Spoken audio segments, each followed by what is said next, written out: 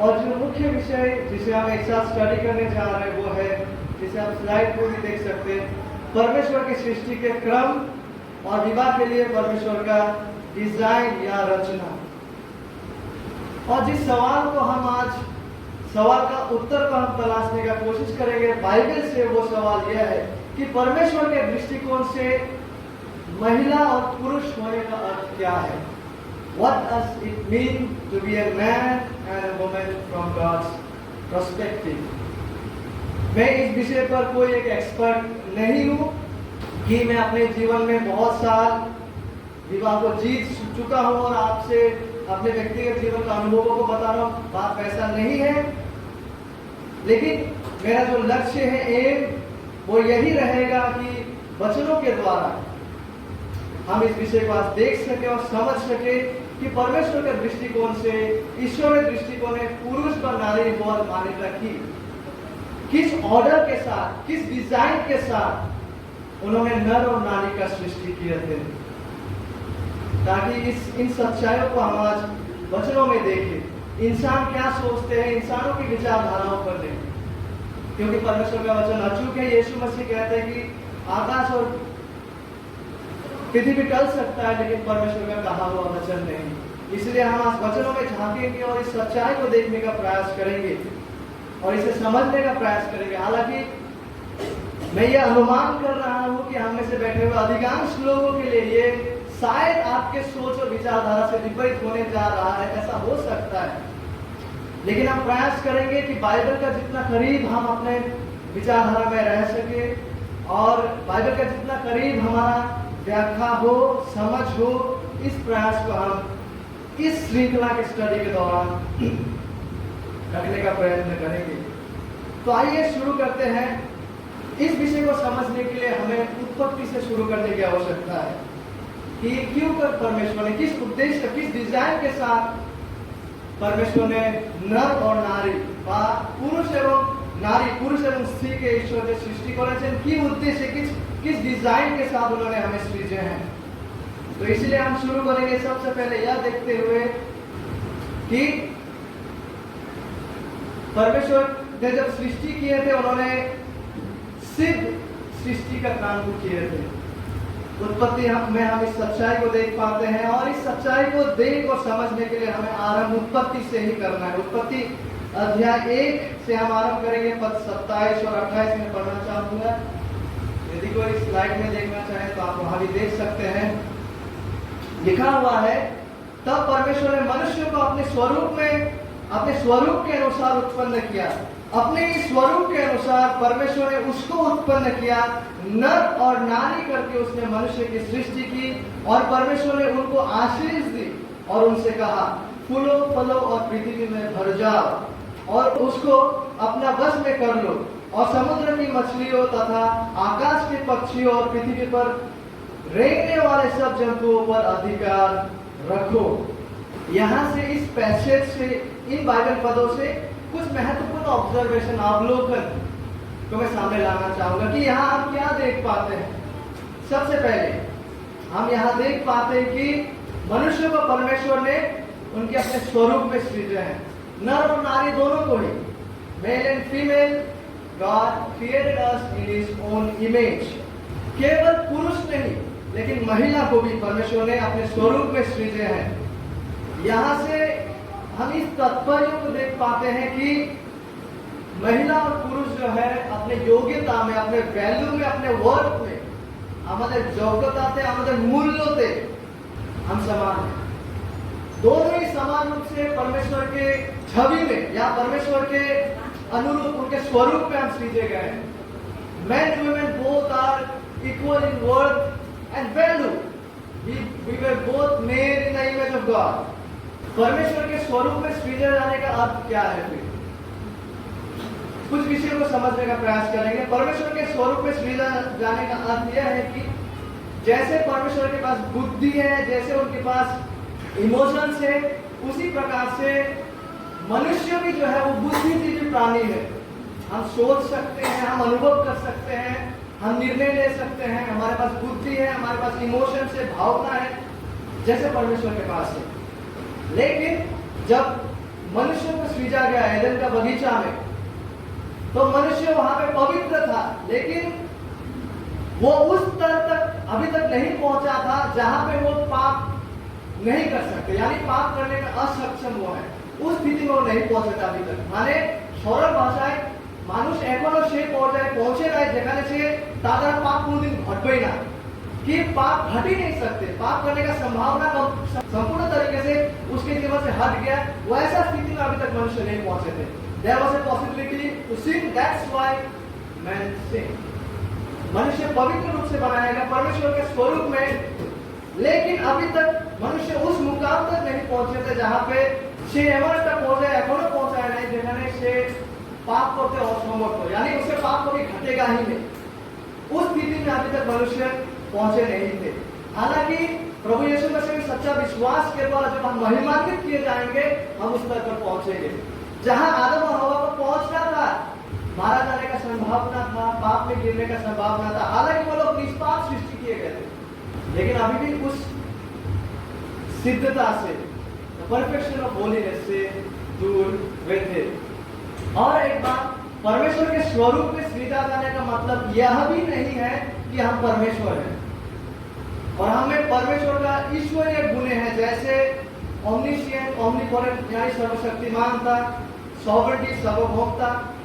ঈশ্বরের স্বরূপে সৃষ্টি করা মানে এই নয় যে আমাদের কাছে ঈশ্বরের গুণগুলো আছে যেটা কেবল ঈশ্বরেরই, যেমন তিনি সর্বশক্তিমান, তিনি সর্বজ্ঞ, ओमनिशिएंट, omnipresent, वो हर जगह उपस्थित है। हम नहीं हर जगह उपस्थित, वो सर्वशक्तिमान है, हर चीजों को नियंत्रण करते हैं, हर चीजों को उन्होंने सृजे हैं, हमने नहीं किए हैं। तो भिन्नता को हमें समझना है। परमेश्वर के स्वरूप में सृजा जाने का मतलब है जैसा परमेश्वर के पास इंटेलेक्ट है, बुद्धि है, समझ है, जैसे परमेश्वर के पास इमोशंस है, वो प्रेम करते हैं, अनुग्रह दिखाते हैं, उस प्रकार हम भी जो है सोच सकते हैं, समझ सकते हैं, अपना अनुभवों को व्याख्या कर सकते हैं। लेकिन परमेश्वर का स्वरूप में सृजा जाने का अर्थ यह नहीं है कि हम परमेश्वर बन गए हैं।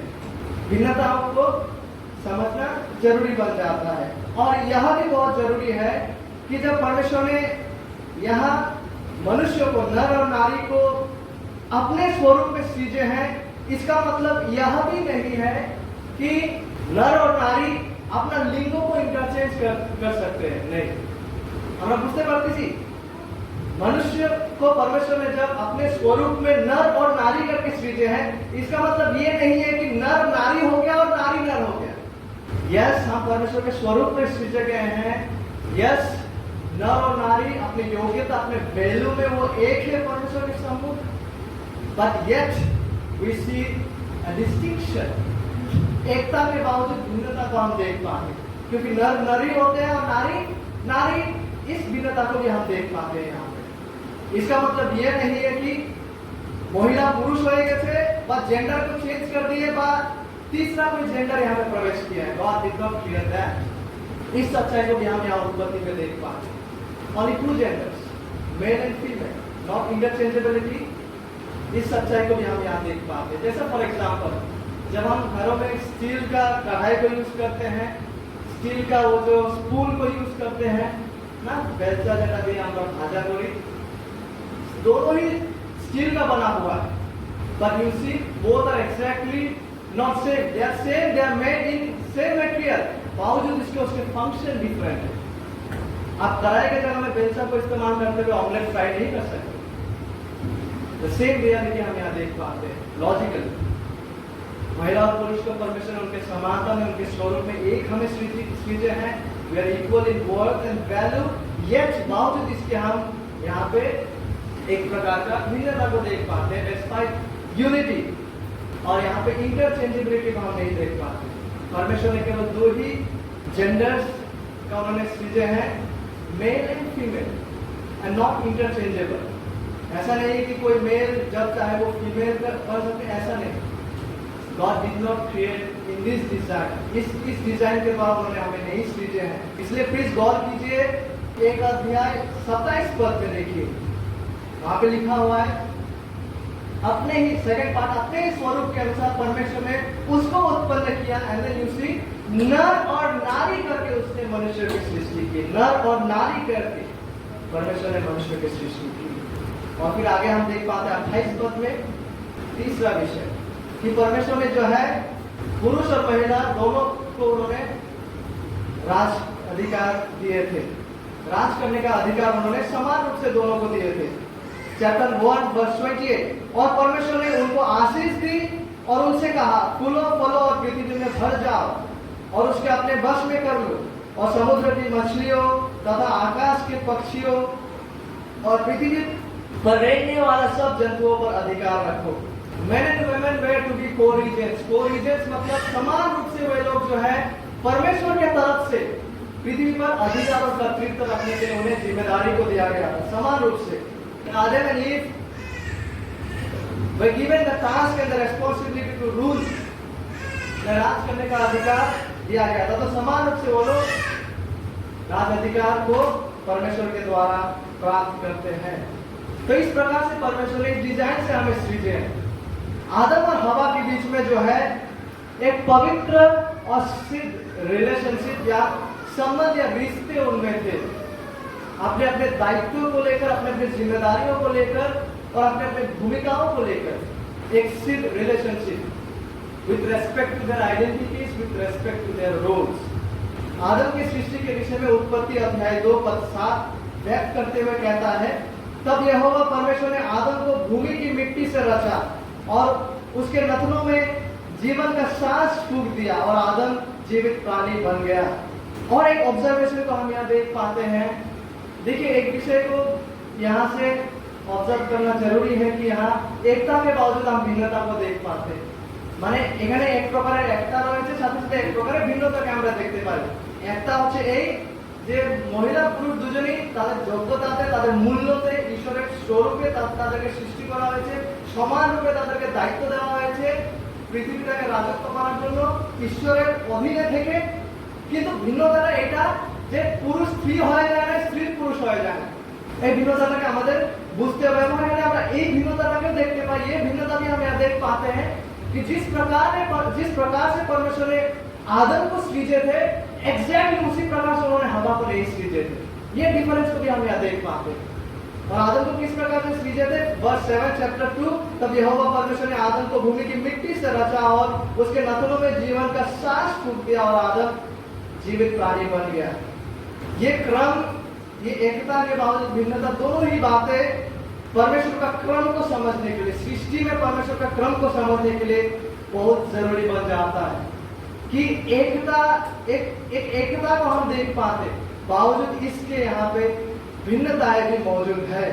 और जब परमेश्वर ने आदम को सृजे हैं और आदम को एदन का बगीचा में रखे, उसके बाद सब कुछ देखभाल करना, वो जिम्मेदारी को आदम को दी है और उसको जो है बगीचा में रखे थे। और आदम को क्या आदेश दिया था परमेश्वर ने?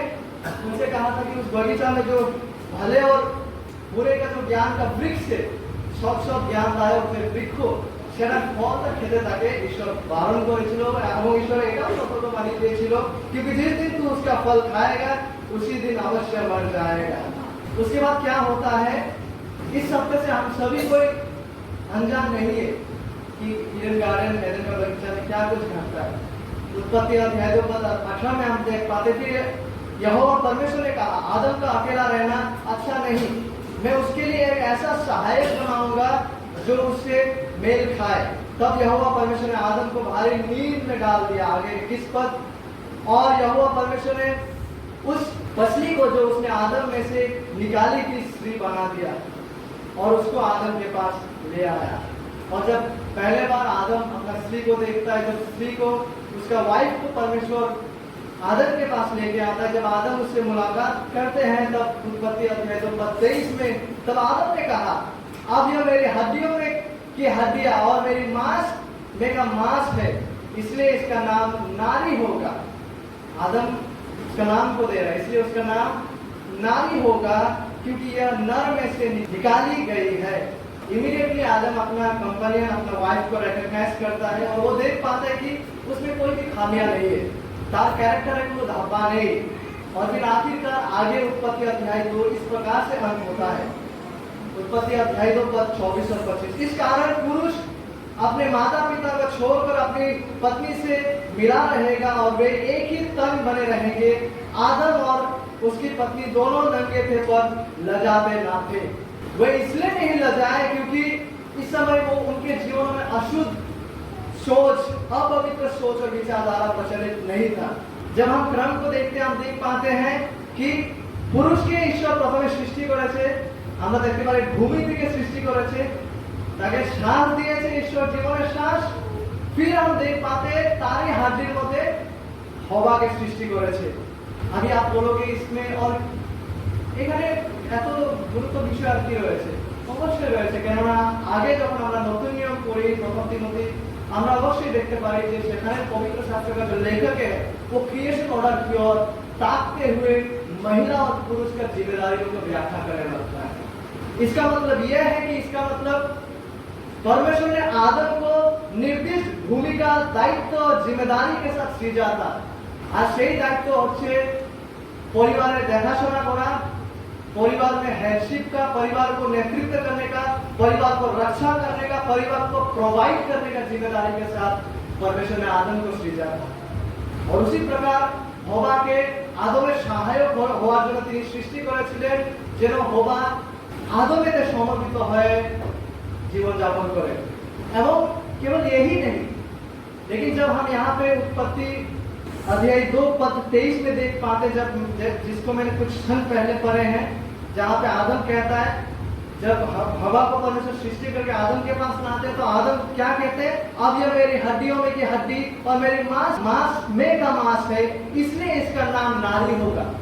पुरातन नियम में, ओल्ड टेस्टामेंट कॉन्टेक्स्ट में, विशेषकर आदि पुस्तक की उत्पत्ति से हम ये देख पाते हैं कि जब कोई व्यक्ति किसी का नाम को दे रहा है, जब परमेश्वर किसी का नाम को दे रहा है, जब माता पिता किसी का नाम को दे रहा है, जब कोई व्यक्ति किसी का नाम को दे रहा है, ये इस सच्चाई को दर्शाते हैं যে সে ব্যক্তির উপর তার কর্তৃত্ব রয়েছে, তার হেডশিপ রয়েছে, যে তাকে নামটা দিচ্ছে।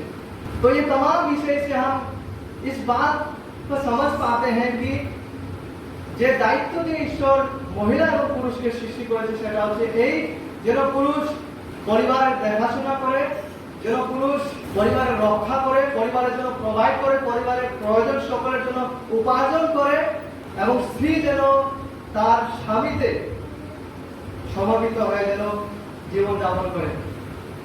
आज आपको ये सोच और विचारधारा माइंड बॉगलिंग लग सकता है, व्हाट वर्ल्ड इज दिस, लेकिन एक समय हवा और आदम को इससे कोई समस्या नहीं था, बिकॉज वो लोग निष्पाप स्थिति में थे, वो लोग पवित्र स्थिति में था। এইভাবে জীবন যাপন করার জন্য তাদের মধ্যে কারো কোনো সমস্যা ছিল না যে আদম এই দায়িত্বটা পালন করবে এবং হবা এই দায়িত্বটা যে পালন করবে, তাদের মধ্যে কোনো ভেদাভেদ ছিল না, কোনো সমস্যা ছিল না।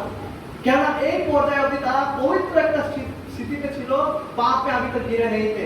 एग्जैक्टली इससे कहीं अधिक, इनफिनिटली অসীম ভাবে অধিক এই সম্পর্কের যেটা মান, এই সম্পর্কের যেটা চিহ্ন, এই সম্পর্কের যেটা ছবি, সেটা আমরা ত্রিয়েক ঈশ্বরের মধ্যে দেখতে পাই। যীশু খ্রিস্ট ফিলিপি অধ্যায় 2 বলে ঈশ্বরের সমান হয়েও তিনি নিজেকে ভস্মীভূত করেছেন। তার মানে এই নয় যে যীশু ঈশ্বর হন নাই তখন, তার মানে ये नहीं कि Jesus ceased to be God, no, he was the very God जब वो इस पृथ्वी पर आए थे। पर उसके दायित्व में उन्होंने अपना विशेष अधिकार को त्याग कर समर्पित हुए अपने पिता का अधीन, और बाइबल हमसे कहता है कि वो इतना हद तक आज्ञाकारी हुआ, क्रूस को भी उसने अपने जीवन में झेल लिया। How could he do that? क्योंकि वो निष्पाप है, और इस संबंध में, इस निष्पाप और पवित्र और इन्फिनिटली लविंग जो संबंध है क्रिएटर में, उनमें कोई समस्या ही नहीं है कि वो इन भूमिकाओं की तरह पालन करे। तो इसलिए एदन का बगीचा में भी नर और नारी को परमेश्वर ने जब सृजे हैं, उनके संबंध जो है परफेक्ट, पवित्र थे, निष्पाप थे। दैट्स व्हाई उनको कोई समस्या नहीं था, हवा को कोई समस्या नहीं था যে ঈশ্বরেতে হয়ে যে নিজের স্বামীতে সমর্পিত থাকবে। आदमेर কোনো সমস্যা ছিল না। আর এইখানে कोई डोमिनेंस भी नहीं था, जिसको हम मेल शोविनिज्म कहते हैं आज के दिनों में। स्व इच्छाয় তারা নিজের দায়িত্বটিকে পালন করেছিল, স্ব ইচ্ছায় আনন্দ সহকারে সে সমর্পণ, সে দায়িত্ব পালন তারা করেছিলেন। কিন্তু बट कुछ ऐसा घट जाता है, इसलिए कृपया इन विषयों को गौर से अपने अपने बाइबलों में भी देखिएगा।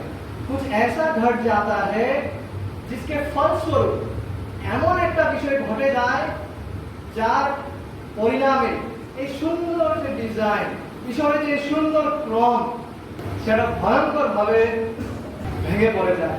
कुछ ऐसा घट जाता है जिसके वजह से ये सुंदर जो क्रम था, ये सुंदर जो ऑर्डर था, ये सुंदर जो यूनियन और यूनिटी था, equality at the same time, एक प्रकार का डिफरेंस, इसमें जो हार्मनी था, इसमें जो एकता था, कुछ ऐसा घटते हैं जिसके फलस्वरूप ये बिगड़ जाता है। इतना सुंदर जो डिजाइन है ये बिगड़ जाता है।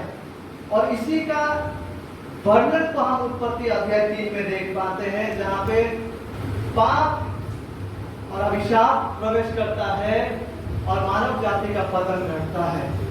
इसी का चित्रण को हम यहाँ देख पाते हैं। परमेश्वर का इतना सुंदर डिजाइन, যেটা একটা পবিত্র মাহলে, যেটা সুন্দর একটা যে একতা ছিল ভিন্নতার মাঝেও, সে সুন্দর সৃষ্টির যে ক্রম সেটা ভেঙে পড়ে যায় पापेर कारणे। आज में हमने गवाह सुने हैं आप सबों के सामने। कहां से ये समस्याएं आते हैं? इसी दिन से हम अभी देखने जा रहे हैं और बाइबल से ये प्रमाणित होगा। आप खुद अपने आंखों से देखेंगे। इससे पहले कि हम वहां पहुंचे, आइए पढ़ते हैं यहाँ पे क्या घटा था उस दिन। उत्पत्ति अध्याय 3 पद 1 से लेकर 7, आदि पुस्तक अध्याय 3 पद 1 से लेकर 7। यहोवा परमेश्वर ने जितने बनेले पशु बनाए थे उन सब में सर्प धूर्त था। उसने स्त्री से कहा, क्या सच है कि परमेश्वर ने कहा तुम इस वाटिका के किसी वृक्ष का फल ना खाना?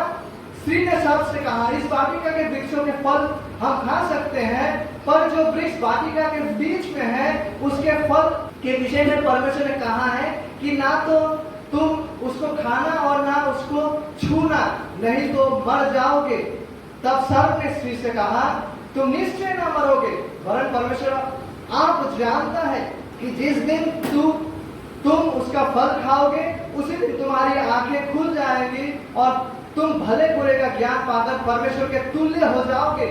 अतः जब स्त्री ने देखा कि उस वृक्ष का फल खाने के लिए अच्छा और देखने के लिए मन भाव और बुद्धि देने के लिए चाहने योग्य भी है, तब उसने उसमें से तोड़कर खाया और अपने पति को भी दिया।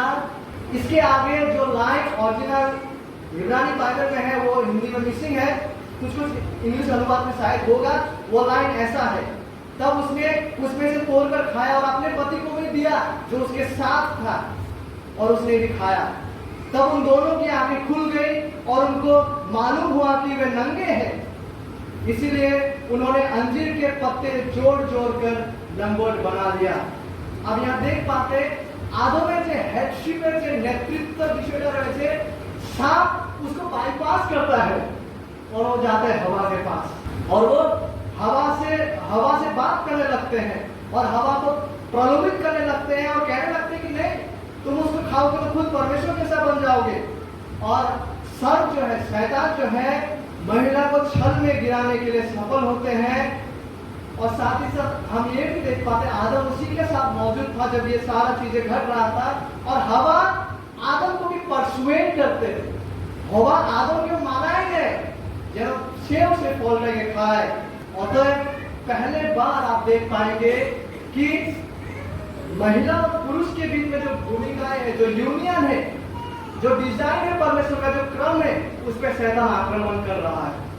आदम को बाईपास करते हुए हवा के पास जाना और परमेश्वर का जो क्रम है, आदम का जो नेतृत्व का ऊपर आक्रमण करना। हवा ने पाप किया और इस पाप का कारण केवल एटा नয় যে তিনি আজ্ঞাটা ভেঙেছে। यस, आज्ञा तोड़ना पाप है, लेकिन केवल ওটাই মাত্র পাপ নয়। হওয়া পাপ এটার জন্য করেছে কেননা তার স্বামীর যে নেতৃত্ব সেটার বাইরে গিয়ে সে স্বাধীনভাবে स्वतंत्र रूप से निर्णयটাকে নিয়েছে। যখন সাপ প্রলোভন করতেছিল শয়তান, अवश्य ये था कि वो अपना पति के साथ सलाह मशवरा करे, अपना पति से सहायता को मांगे, पर उन्होंने वो नहीं किया। एवं आदम ने भी जब पाप किया, उसका मात्र केवल कारण ये नहीं है कि उसने परमेश्वर का आज्ञा को तोड़ा। आदम पाप एटार जন্য করেছিল, एटार जন্য তিনি पाप করেছেন, इसलिए उन्होंने पाप किया क्योंकि परमेश्वर ने जिस जिम्मेदारी को उनको दिए हैं, आदम उस जिम्मेदारी को निभाने के लिए वो असफल हुए हैं। और वो जिम्मेदारी है care, protect and provide the family. अपने परिवार का देखभाल करना, प्रोटेक्ट करना, प्रोवाइड करना। आदम को चाहिए था कि वो उस सांप को भगाए कि तुम कहां से आए हो, मेरे स्त्री को भी प्रलोभित कर रहे हो। यह आदम का जिम्मेदारी था। आदम ने पाप इसलिए किया क्योंकि वो अपने जिम्मेदारी को निभाने के लिए असफल हुए। इसलिए तुरंत उसके बाद जब परमेश्वर आते हैं, परमेश्वर पूछते आदम तुम कहां हो। यही परमेश्वर को नहीं पता था कि आदम कहां छिपा है। इसका तात्पर्य यह है कि आदम जो जिम्मेदारी मैंने तुम्हें दिया था तुम वहां से कहां हट गए। मे यू रियलाइज दिस आदम। पहले बार हम देख पाते हैं कि दोनों ही व्यक्ति ने, हमारा पहला माता पिता ने अपना अपना जो परमेश्वर के द्वारा दिया गया जो भूमिकाएं हैं उनको उन्होंने स्विच किया, ट्विस्ट किया। সেদিন থেকে প্রিয়জন, সেদিন থেকে विवाह और एक रह जाएगा। उस दिन से वो विवाह और वो विवाह नहीं रह गया जो उससे पहले था। इसलिए विवाह में आप देख पाते तनाव, इसलिए विवाह में आप देख पाते जो सारा समस्या जो प्रार्थना के दौरान साझा गया था, ये সকল বিষয় সেদিনকার থেকে শুরু হয়েছে। अभिशाप, पाप के द्वारा अभिशाप भी आते हैं। जब मनुष्य पाप में गिरते हैं, मनुष्य पतन में गिरे हैं, उसके बाद हम देख पाते हैं कि ईश्वर की तरफ से अभिशाप लेने आसे। तो क्या क्या था उस अभिशाप में? जब परमेश्वर अभिशाप देते इसके बाद की छिलो से अभिशाप है, उस अभिशाप का तत्व में क्या कुछ था? बगैर कोई हिचकिचाहट के उस अभिशाप में मौजूद था मृत्यु। क्योंकि परमेश्वर ने कहा था जिस दिन उस फल को खाओगे अवश्य मरोगे। यह परमेश्वर का अनुग्रह था कि आदम और हव्वा तुरंत शारीरिक रूप से नहीं मरे, लेकिन शारीरिक रूप से भी वो मरे after so many hundred of years, लेकिन उसी दिन तुरंत वो आत्मिक रूप से मर गए थे। परमेश्वर के साथ वो अलग हो गए थे आत्मिक रूप से। मृत्यु आदि पुस्तक उत्पत्ति 2:17 पर नहीं, लेकिन हम सबों को पता होगा कि गर्भवती में पीड़ा और दुख का बढ़ना महिला নারীকে ঈশ্বরের অভিশাপটা দিয়েছিল। যখন সে সন্তান প্রসব করবে কিভাবে সে বেদনায় সন্তান প্রসব করবে, এটা অভিশাপের অংশ। এটা সেই দিনের আগে ছিল না। आदि पुस्तक उत्पत्ति 3:16 पद में आप इस सच्चाई को देख पाते। केवल इतना ही नहीं, लेकिन भूमि भी शापित हो गया था और अब इंसानों को, मनुष्य को जो है दुख के साथ सारा जीवन अपना खेतों के उपज उसको खाना पड़ेगा। भूमि भी अभिशाप हो गया था। इससे पहले ऐसा नहीं था। इससे पहले जो कुछ भी परमेश्वर ने सृजे थे, including the marriage union, it was good, Holi. लेकिन इसी दिन से जो है ঘাম আমাদের মাথার থেকে সারা জীবন আমাদের মাটিতে ফেলাতে হবে। তারপর कहने का तात्पर्य यह है कि আমাদেরকে সমস্ত से সংঘর্ষটা করতে হবে জীবিকা খাবার খাওয়ার জন্য, আমাদের खेतेर अनाज को खाने के लिए। खेत भी आप जो है समस्त से যেটা उठ कटारे और जंगल, काटाबन जंगल जो गेहूं नहीं है, যেটা ধান নয়, শ্যামা ঘাস, সেগুলো খেতে उठा शुरू हो गए, যেটা এটার আগে ছিল না। और केवल इतना ही नहीं, जेहेतु आज हम परमेश्वर का डिजाइन के बारे में बात करें, विशेषकर नर और नारी के संबंध में, तो यहाँ पे और एक महत्वपूर्ण विषय घटने जा रहा था। अभिशाप का अंश ये भी था कि विवाह में संघर्ष उत्पन्न होगा, विवाह में तनाव उत्पन्न होगा, विवाह में विरोध उत्पन्न होगा, आपसी विरोध और कलह। There is going to be conflict, strife in the marriage। সেটাও সেদিনকার অভিশাপের অংশ ছিল। मैं इस पद को पढ़ना चाहूंगा। उत्पत्ति अध्याय 3 पद 16 में गौर कीजिए। लिखा हुआ है, फिर स्त्री से उसने कहा, परमेश्वर स्त्री से यह अभिशाप दे रहा है, मैं तेरी पीड़ा और तेरे गर्भवती होने के दुख को बहुत बढ़ाऊंगा, तू पीड़ित होकर बालक उत्पन्न करेगी। और आगे देखिए लिखा हुआ है, और तेरी लालसा तेरे पति की ओर होगी और वह तुझ पर प्रभुता करेगा। तेरे लालसा तेरे पति की ओर होगी और वह तुझ पर प्रभुता करेगा। দুইটা শব্দতে আপনাদের কেন্দ্রটা আমি নিয়ে যেতে চাই। दो शब्दों में मैं आपको केंद्र को ले जाना चाहूंगा। पहला शब्द लालसा, तेरी लालसा মহিলা লালসা তার স্বামীর উপর হবে এবং वो স্বামী तुझ पर प्रभुता शब्द का भी गौर कीजिए। प्रभुता शब्द का एग्जैक्ट अर्थ को डिस्क्राइब करना डिफिकल्ट है, लेकिन इसका मतलब यह है कि पुरुष जो है वो इस तरह से डोमिनेट करेंगे, इस तरह से वो प्रभुता करेंगे जो परमेश्वर का डिजाइन में इससे पहले नहीं था। निष्पाप स्थिति में उस तरह से जो है मेल डोमिनेट करने जा रहे हैं, शासन करने जा रहे हैं, जो परमेश्वर का ओरिजिनल पुरुष का जो नेतृत्व है, हेडशिप है, उसमें नहीं था। तात्पर्य यह है कि इस प्रकार से वो अपना अधिकार को जताने जा रहा है जो शास्त्र सम्मत नहीं है, जो पाप युक्त है। और यहाँ पे जो शब्द महिला के संबंध में यूज किया गया है, तेरी लालसा तेरी पति की ओर होगी, ये लालसा जो है वो रोमांटिक लालसा नहीं है। ये लालसा जो है वो केयर करने का, भावनापूर्वक जो है प्रेम का लालसा नहीं है। क्योंकि सबसे पहले गौर कीजिए, यहाँ पे अभिशाप का बात किया जा रहा है। अगर वैसा प्रेम का लालसा होगा वो आशीष का बात होगा, बट यहाँ सबसे पहले पैसेज जो है वो अभिशाप का है। और इससे पहले ऑलरेडी उस प्रकार का चाहत, यदि आप इसमें इसे पॉजिटिव में ले, हालांकि यहाँ पॉजिटिव में ये लालसा को यूज नहीं किया गया, सकारात्मक रूप से इससे पहले ऑलरेडी आदम हवा में था पतन से पहले। Love and care for each other, उस प्रकार का लालसा ये नहीं है।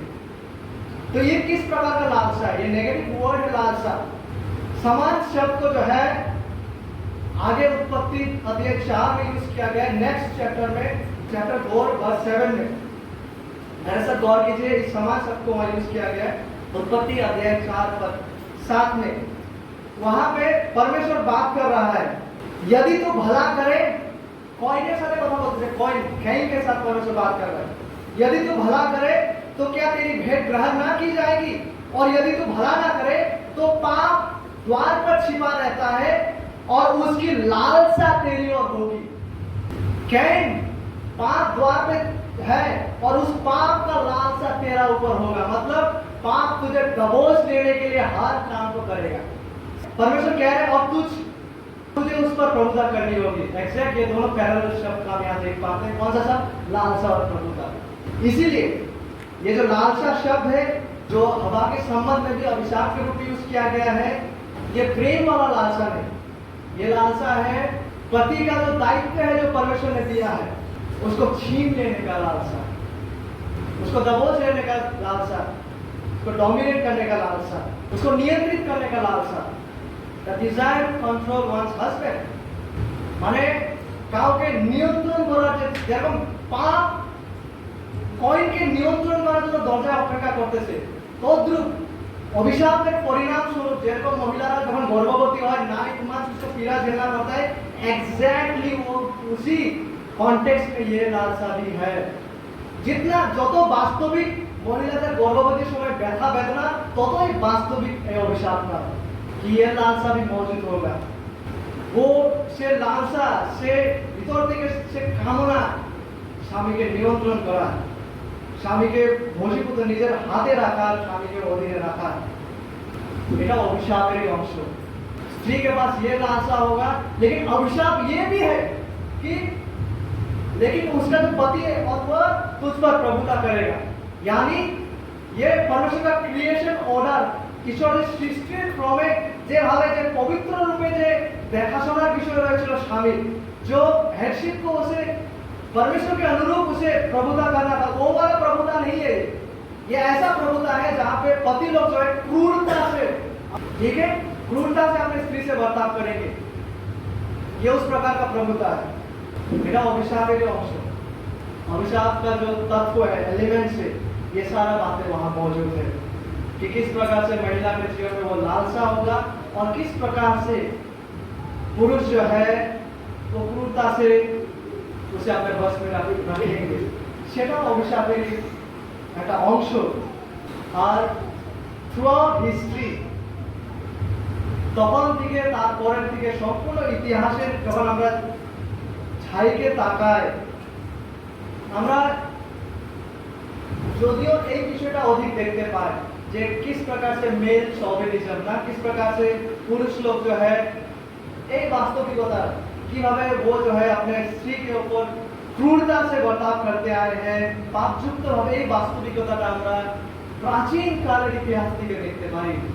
প্রাচীন কালের ইতিহাস থেকে ওই সময় যখন জিহুদিরাও প্রার্থনা করতেন, তাদের প্রার্থনার মধ্যে একটা প্রার্থনা ছিল এই যে ধন্যবাদ ঈশ্বর, আমি এক কুকুর নই, मैं एक कुत्ता नहीं हूँ, मैं गैर यहूदी नहीं हूँ और मैं एक महिला नहीं हूँ।